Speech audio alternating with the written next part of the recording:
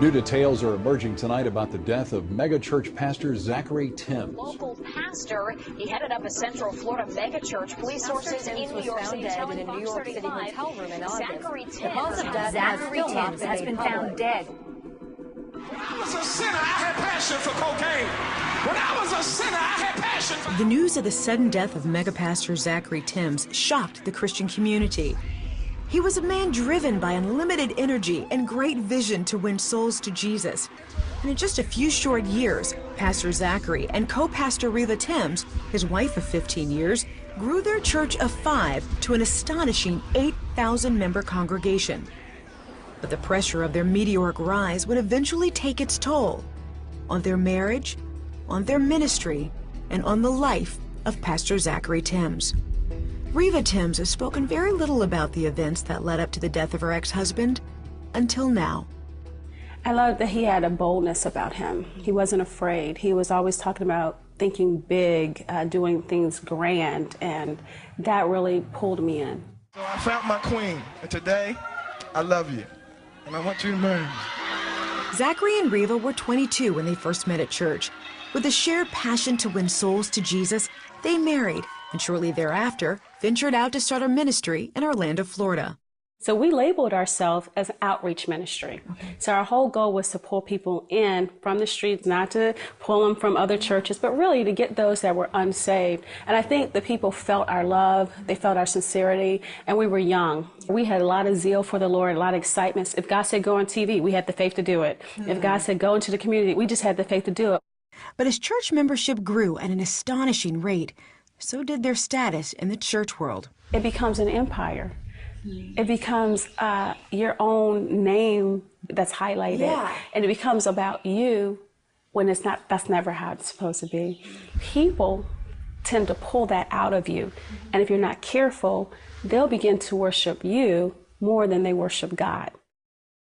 In the beginning, it did not affect us. He used to put on the back wall humility, a huge sign. So every time he preached, he would see that. But then when we moved to our last building and TV, we're on national television, people are calling all the time, it started to infiltrate the church. And began to interfere in their marriage. There was somewhat of a distance that began to take place. I could still connect, but I knew that there was something different.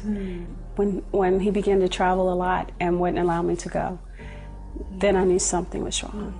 And then, of course, I found out that there was, infidelity. A cheating scandal surfaced involving Pastor Tims weekend in a New York City hotel. Was there a level of remorse, the different choices that he made? Was there remorse there? In the beginning, no. In the beginning, he was remorseful he got caught. And that's the part that hurt. There was no running after me, coming after me. He was trying to keep everything together. My heart hurt, not just in a spiritual way, not just in an emotional way, but a physical way. And I didn't realize that people hurt that badly. But the Lord told me, hold your peace. That was the hardest thing you could ever do. I loved my husband. The church belonged to God. I wanted my husband and I wanted my family. And if that meant that we had to sit down or step away from the pulpit for a season, I was willing to do that. But Zachary was reluctant to step down from ministry to pursue counseling, but he did. If I could have just had my husband sit down for a year. Now that's unheard of. Pastors are like, no, your church is going to die. No, if it belongs to God, come on. Someone else could come in. They could run the ministry and the family could get healed. But that's not how it happened. And people, well-meaning people, members, well-meaning, who love their pastor. Pastor, it's okay, we don't care what you did. Pastor, just come back. We're going to support you. They became enablers as well, but not realizing it. After only 3 months of counseling, he chose to resume ministry. Rива felt her husband's return was premature. Their family was still hurt and broken. But she was even more devastated by the reaction of the leaders within their church. Actually, I was just kind of like, booted out, so to speak, and, asked not to come back. It was like, if they see you, they won't heal. I was told, so just stay away. Believing things couldn't get any worse, Zachary dropped another bomb. And he says, I have something else to tell you.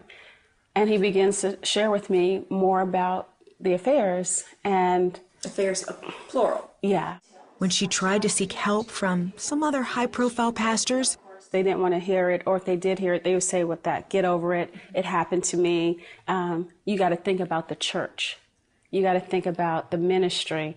And my mindset was, it first starts at home. You know, your relationship with God starts at home first before you can go out and minister. So that just kept bewildering me because I couldn't understand that. By now, Riva felt abandoned by her husband, the church, and at times, God. And I would try to rehearse in my mind, what did I do wrong that I would go through this? Because in all actuality, everything looked like he was being blessed and I was being rejected. And I kept saying, why are they rejecting me? Why are they blaming me? But it was in that place of brokenness where Riva experienced the true loving heart of God like never before. And I just began to see God in a whole new light. I realized he never left me. He was holding me. He was guiding me. He was instructing me. Although I couldn't hear him clearly, his love never stopped. And that love would eventually transfer to her now estranged husband. Many occasions I thought I forgave. It wasn't until I was just sitting in the room and I say, I hate him. I hate him. And I would just scream it out. And I was like, where did that come from? I thought I forgave him. But it was still rooted deeply. And it was bitterness. It was resentfulness because I felt you ruined my life. I felt you took everything away because of what you did. It wasn't until I began to pray for him. For real. And when I began to pray for him, I began to get compassion. I began to see the root of his struggles. I began to feel sorry for him.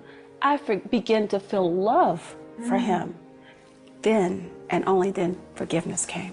Wow. As Riva spent time in prayer for Zachary, the Lord revealed the areas of brokenness in her own life. I began to take a look inside, and I didn't like what I found. What did the Lord show you? A lot. Like? Like self-righteousness, lust in my own self, just wanting to be accepted by men and not God.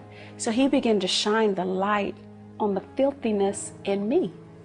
Again, I was going through something. God was purging things out of me when I thought he should have just been dealing with my husband. Right? But he said, no, there are things in you that also has to be rectified and changed and done better.